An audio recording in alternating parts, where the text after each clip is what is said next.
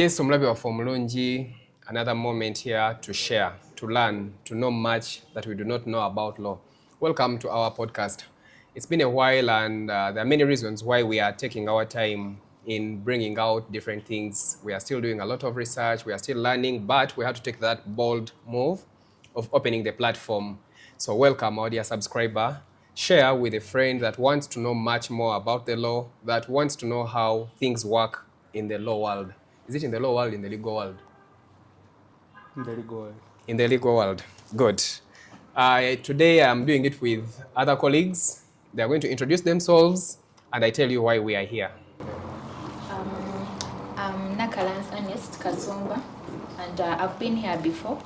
I'll be doing this show with Mr. JB and I'll sometimes be the guest and sometimes I'll be a host. But Techtegezat, I'll always be here. Olumsi Jabanga completely. And I'm a lawyer. Thank you.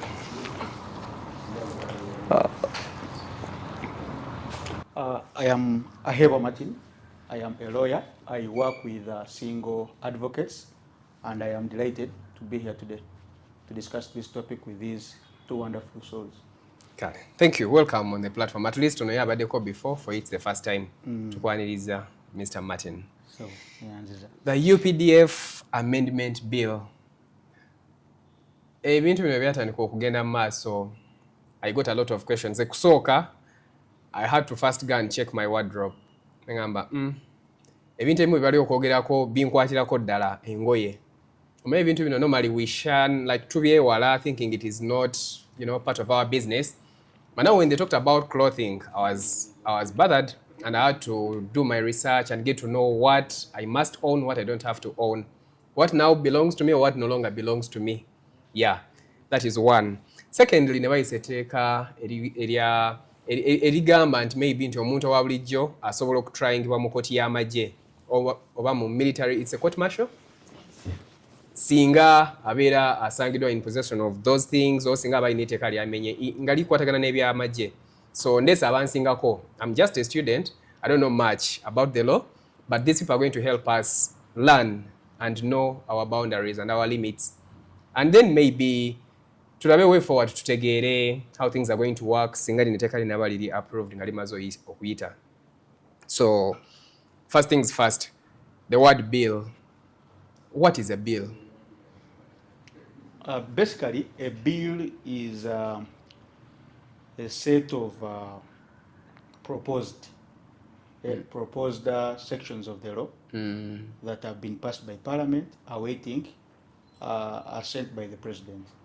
That is a bill. Yeah, so it is when Parliament makes laws, they are merely bills until the President assents to them. They become laws after the President has assented to them. Wait, so the President, the Parliament can pass a bill. Yes. President nagamba nedda. Yes.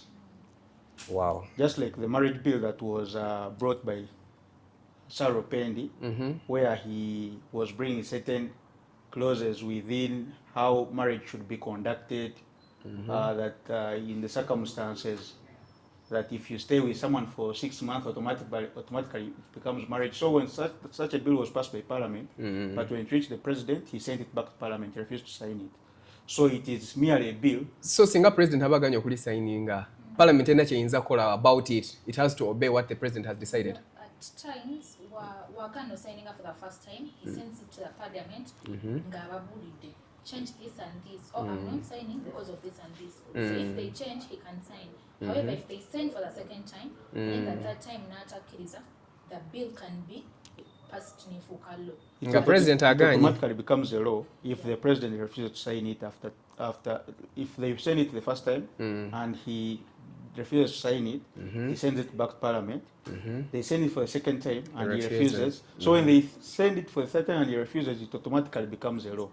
Ekitegeeza President si asalawo era still naye ku kino ekibadde kinnumyemu nti ate nti kati in the first place what is the use then, why not present it to the President then n'alisalawo oba n'alikiriza, why should it first go through Parliament? Why it should first go through Parliament, you see, we have three arms of government. We have the judiciary, legislature, and the executive. And the mandate of parliament is to make laws. And they only make laws because of Article 1 of the Constitution that says that all power belongs to the people. The people. So if all power belongs to the people, meaning whatever is done must emanate from the people. The reason as to why, and that's why we vote the members of parliament, we hand them over our mandate, and now they legislate on our own behalf. Okay. So whereas the president is voted by majority, is voted by all Ugandans, but it's believed that it's parliament. So mu lulimi lwaffe olwa bulijjo, maybe to best explain it, a bill kiba kiteeso. Yeah, biba biteeso bya parliament. Yes, nti katugambe nti tulina ewaka waffe taata waffe ye mukulu w'amaka. Naye nina baganda bange 5 oba 4, tulinawo ne maama.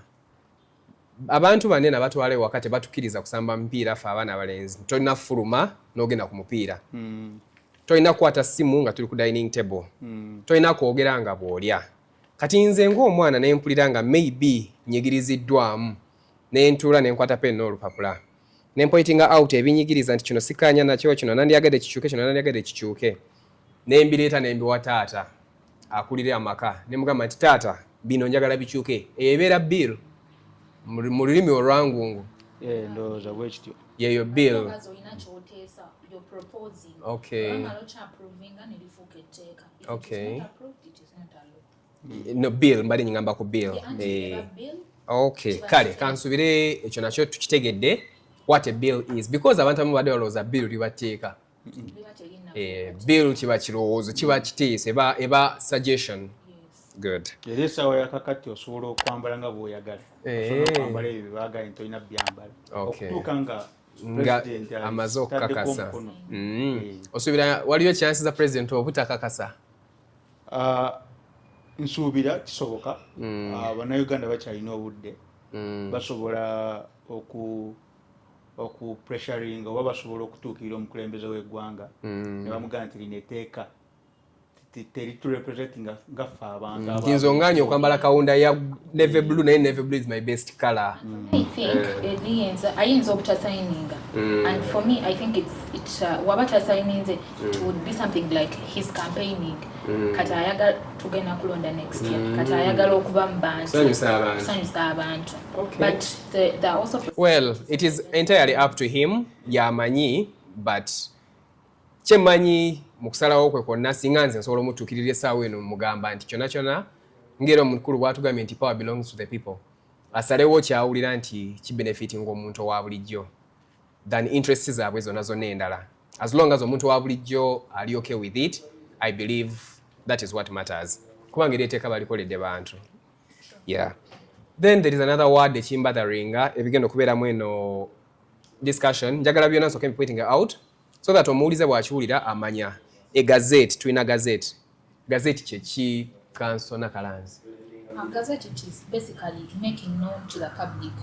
Gazettinga ekintu tulina Uganda Gazette, wotwala ekintu ne it is not only the amateeka gokka nti ge bagazettinga different things, but its import is to make the public know about this.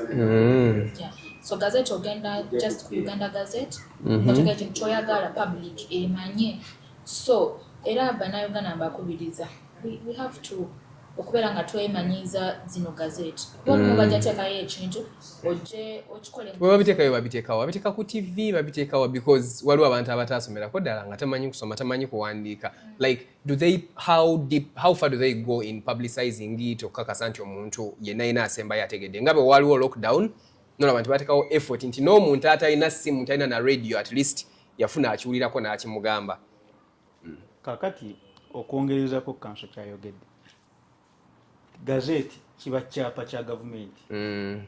Nti amateeka gonna mu ggwanga, amateeka gonna mu ggwanga tegasobola kufuuka amateeka nga teganabagenda mu kyapa kya gavumenti. Oba bintu bingi. Olaba kino ekibiina ekya PFF, kino ekyabase mu Junganda. Electoral Commission yadde ina okusooka etiike notice of registration y'ekyo ekibiina mu kyapa kya gavumenti, bakitegeeza nti kino ekyapa kigenda eri eggwanga lyonna nga babeera bategeeza eggwanga lyonna nti bw'oba olina ekizibu ng'olina ekizibu lwaki kino ekibiina tekiwandiisibwa tutuukirire twala bakiteeka mu kyapa kya gavumenti. Because nange ng'omuntu nzijukira bwe nali njagala okuggyako omukyala wange omuggyako erinnya lyeyazaalibwa nalyo muwe eryange basooka mu gazeeti waliwo tulina gazette tulina that ka booklet actually kati now it makes sense. That is the gazette now. That is the gazette. Kati ate so bagamba nti this is the UPDF gazette nti these were the clothes zino engoye ziri gazetted by the UPDF ekitegeeza nti zino engoye kati za like what is the meaning of that now kubanga nasho nakiwuliddeko ambacho gandi kati these are the things that have been gazetted by UPDF.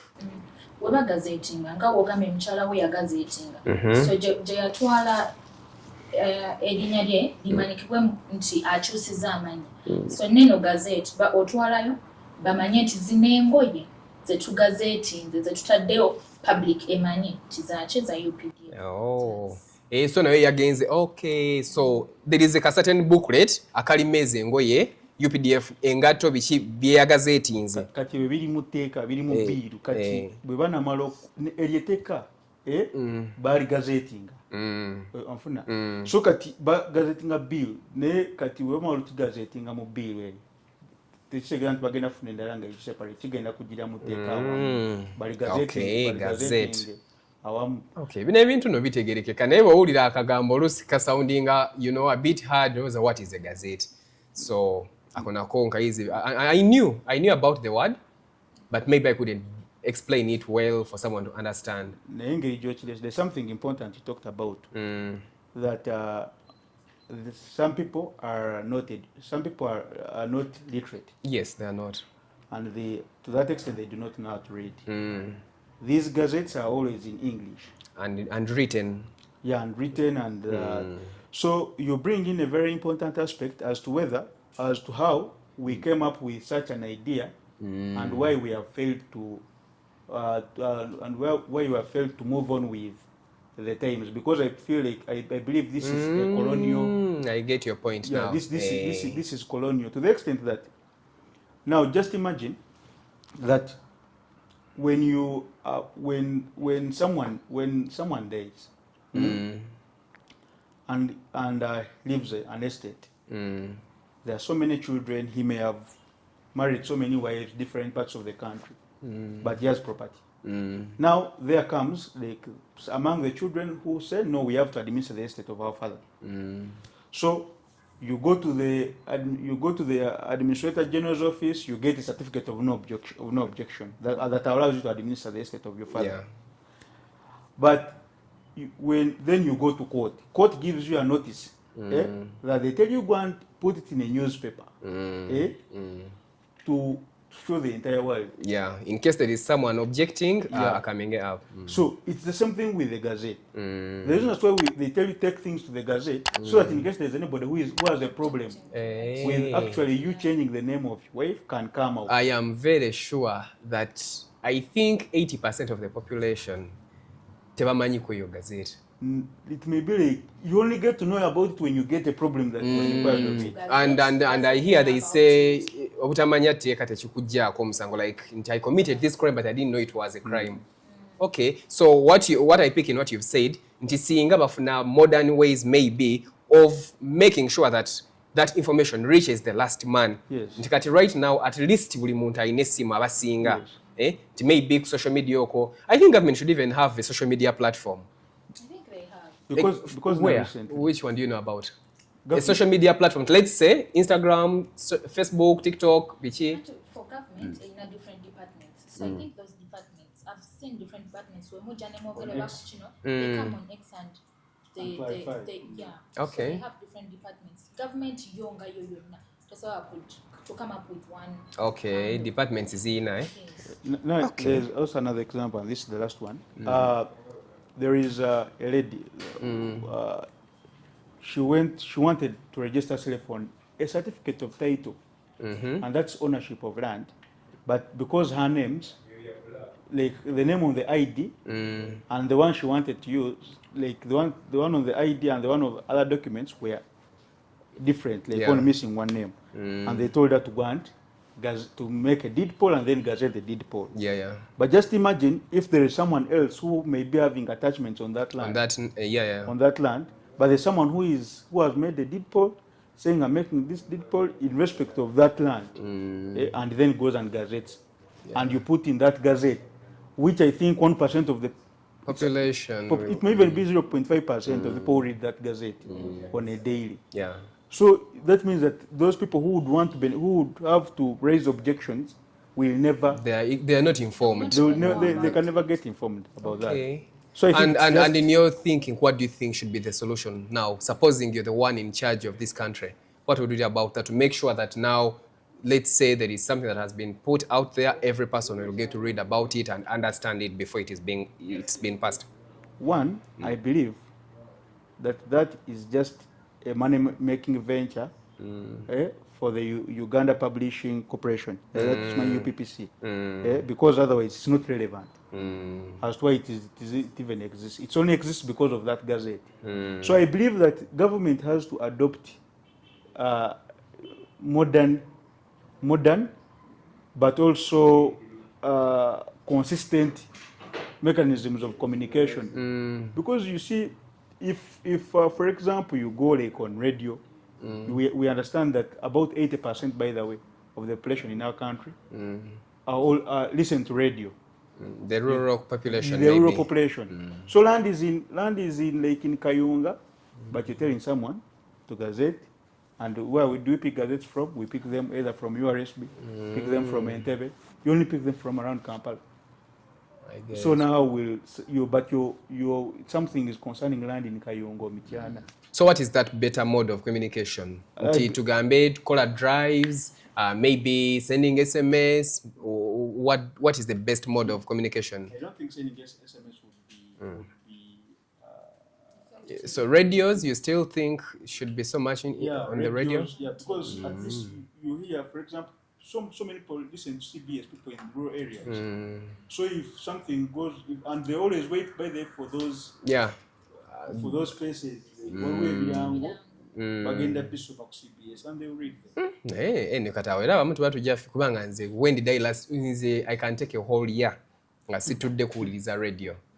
But anyway, I think government nayo si Katonda, they should have many ways of passing on information, not just limited to one. Because wetanfuna ku social media ojja kunfuna ku radio, wetanfuna mawulire ojja kunfuna ku TV. Not just being limited to one platform. From what you were saying, nti gazette eno kizibu nnyo okusanga even I think 20% of Ugandans nti bagenda faayo bamanyi ekibadde gazetted.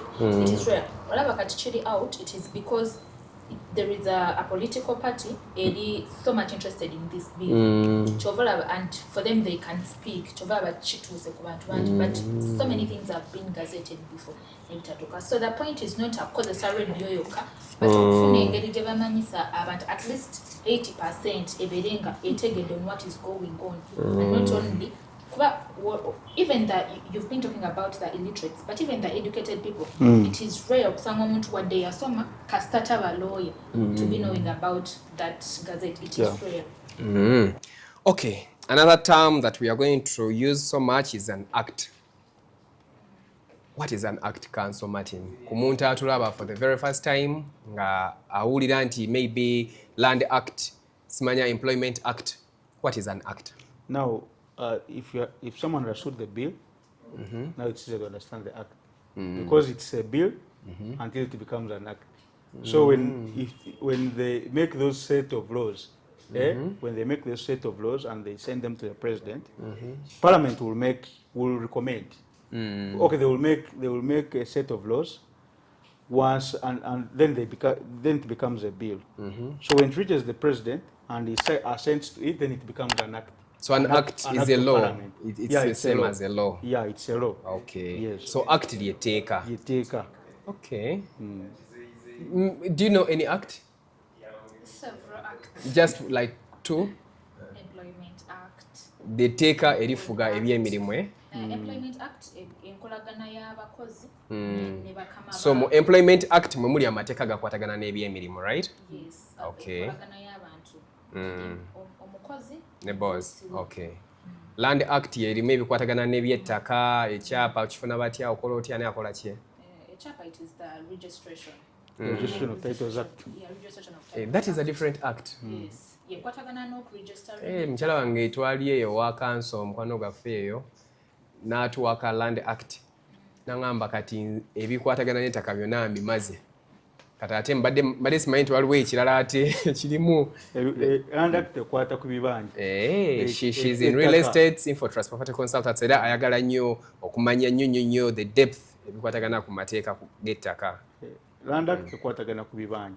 Etali lya kyapa. Etali lya kyapa, basically. Land Act is only about untitled land. Okay, I didn't know about that.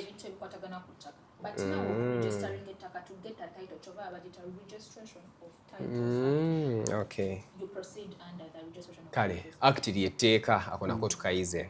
Finally, amendment. Ekigambo amendment omuntu wakiwulira asooka okulowooza it is a very terrible word. What is an amendment? Amendment kye ki? Amendment, it is a normal word. Literally kitegeeza okukyusa. Okukyusa. So badde n'ekintu kati oyagala kukikyusamu. Omunnayuganda atulaba wayinza otegeera bulungi amendment ku biseera bya togikwatako. Okay, okuggyako term limits. Yes. So baali baagala okukyusa something about the constitution. Tulina nti provision mweri.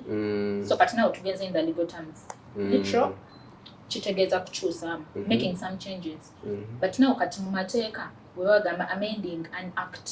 Kati nga baagala okukyusamu in any provision. So we have amendment and repealing. Should we go into that? Repealing kulijjawo kankinyonyoleko katono kati ekyo bakijjeewo.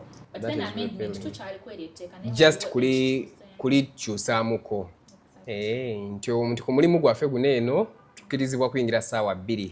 Omukozi w'osusa ssaawa 2 togenda kufuna salary wall, I mean commission allowance wall olunaku. Abakozi ne batula ne bagamba neri neteeka lwaki tulikyusa, abamu jama atukwata, abamu kino kituleetera, so ne mulikyusa, so you have amended the act. Oluganda olutuufu ennongosereza. Perfect musajja wa Kabaka.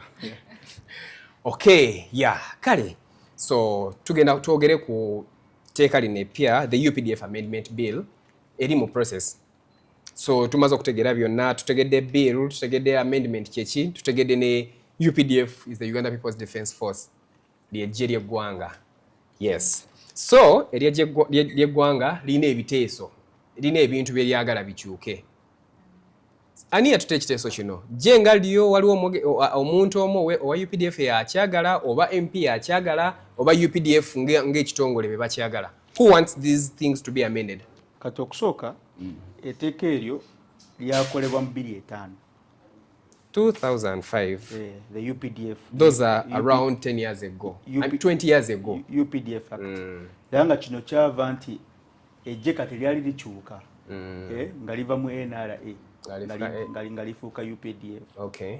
Kuba abamu batuulira nga nti tetusobola kubeera nga tulina ejje eryitala nga teriri national.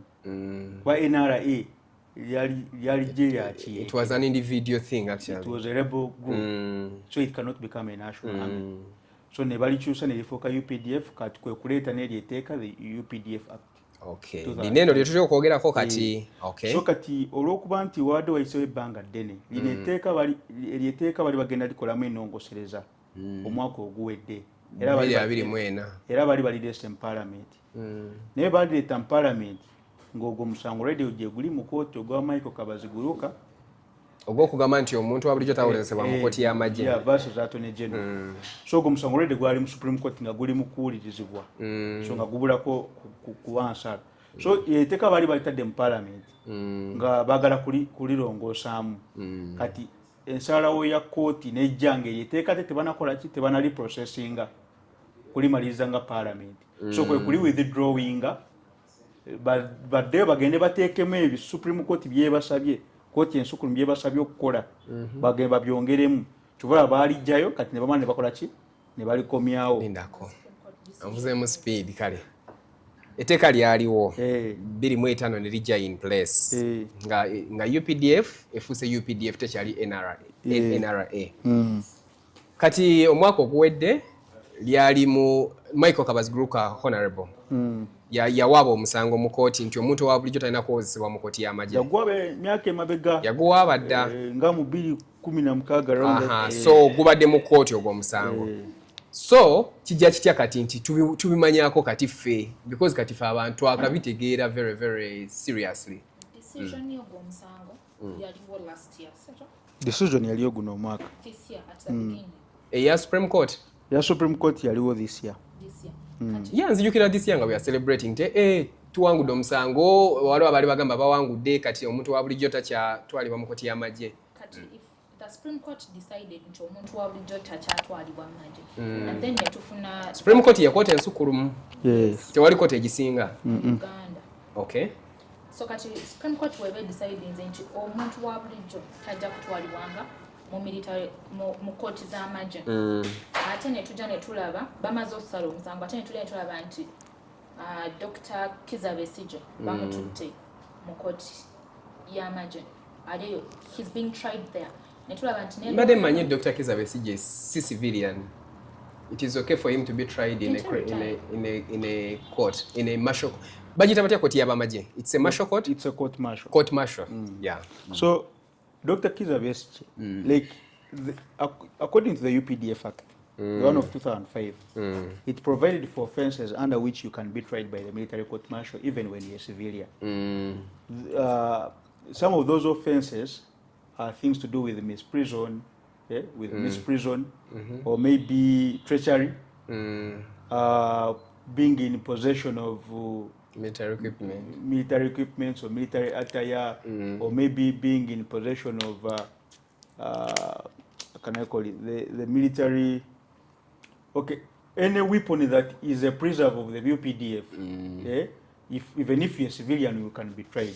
Yeah. So if you look at the offenses that Dr. Kizza Besigye was being charged with Obed Lutale, those offenses were under the UPDF Act of 2005. Okay. So he was rightfully being tried by the court martial. The court martial. Until the decision of Kabaziguruka, which said that even if, as long as those offenses are provided for in the Penal Code Act, they were saying that no civilian at all costs can be tried.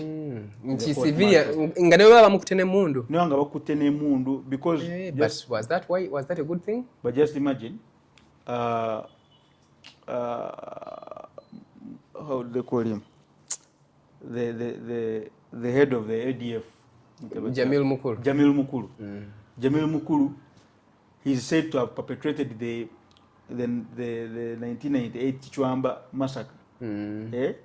But when he was arrested from Tanzania, he was brought to the High Court of Uganda, and he has been tried in the High Court. But remember, he's being accused of terrorism. Yeah. He's being accused of terrorism, but he's in the High Court. But then you're arresting people like Yasin Sechoreko, the one that we know as Machete, Bobby Young, and all those people, and you're putting them before the court martial. Before the court martial, because you found them putting on just what you call a military attire.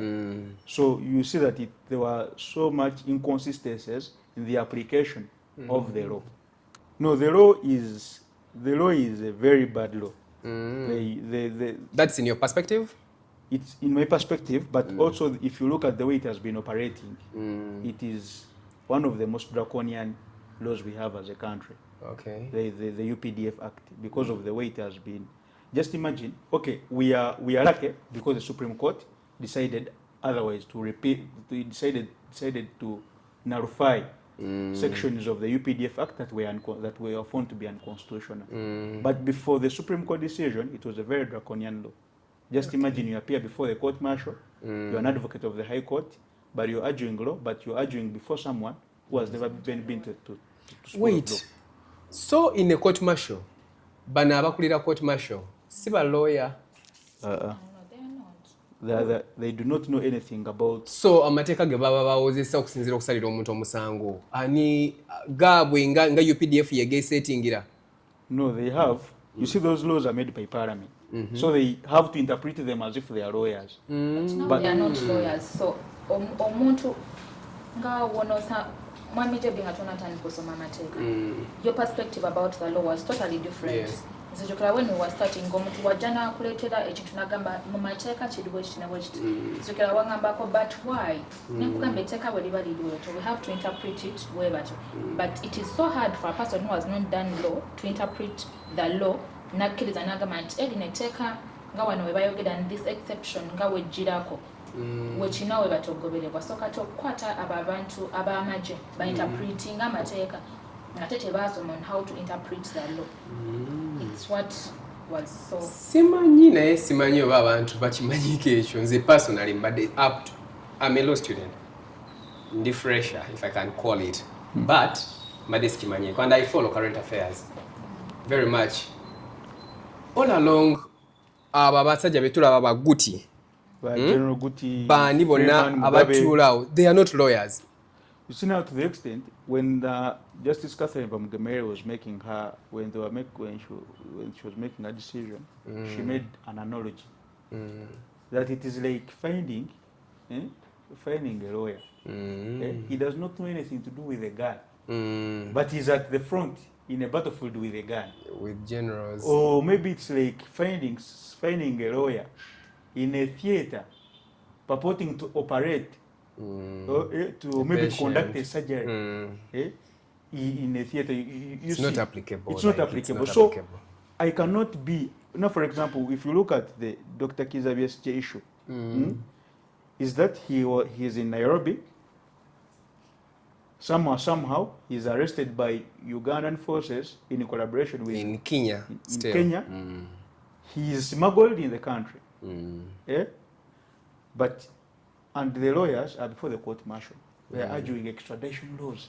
But you're arguing extradition laws before Freeman Mugabe, who has never been to law school. They brought. Now, what is hard? Why is what you mean? Supposing I've studied law, and joining a UPDF. What is it too hard to get lawyers enter the army and then be in those court martials?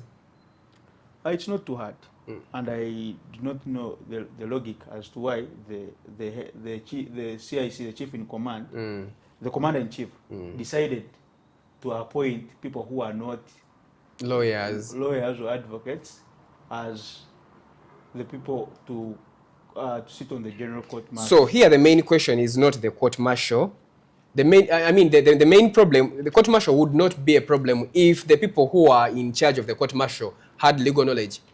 No. In your views, supposing now all those people abasalawo abalamuzi ba court martial singa basoma amateeka nga ba lawyer nga ba magistrates nga babisoma, there wouldn't be a problem now singa be bali mu court martial. Okay, for me I believe it's not only about the interpretation but also the law itself. Nti jokera buli kimu tugenda kugoberera etteeka. So singa UPDF the act ebadde eri kugamba nga it's making it compulsory nti wadde zino kooti z'abamagye wadde oli w'amagye naye naawe beera nga wasoma amateeka beera nga you've gone through all the process nga judge omulala gyayitamu. So on that part of interpretation webato webasobola okisolvinga.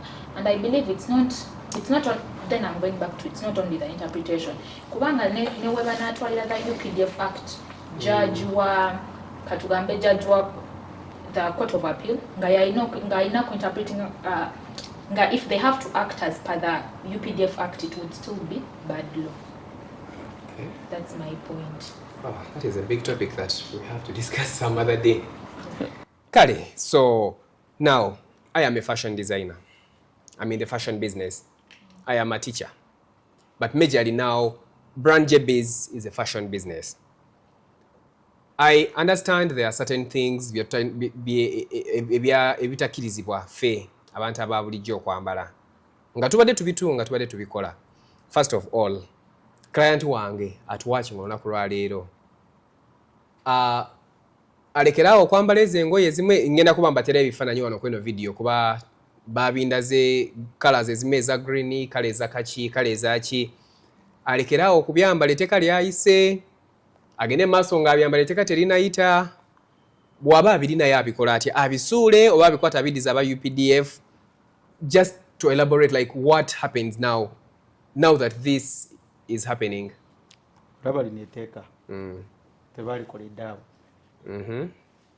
tebalikoledde abantu ba bulijjo baclients oba okulaki bw'oyogerako kyova olaba osoosanga omusajja nga Andrew Mwenda ng'ayambadde combat y'amagye ng'atudde mu chopa oba ng'onoolaba oba Lilian Abba oba noolaba n'abo abantu bonna abagenda ekyankwanza bw'ogenda ekyankwanza aba MP bavaayo ne military attires nebazibaale bazikole ki bazitwale waka abamu bazambala so basigala bazambala so egyo eteeka tulina okulyogerako mu butuufu bwalyo tebalikoledde bannayuganda bonna in the essence nze ngenda ku ekyokulabirako lwaki ngenda ku ekyokulabirako waliwo omusajja gwe bakutte bamwita Charles Twine. Charles Twine has been he was formerly the spokesperson of CID, but he has been the OC of the parliamentary police. But he has been arrested and is before Buganda Road Court, and is being accused. He's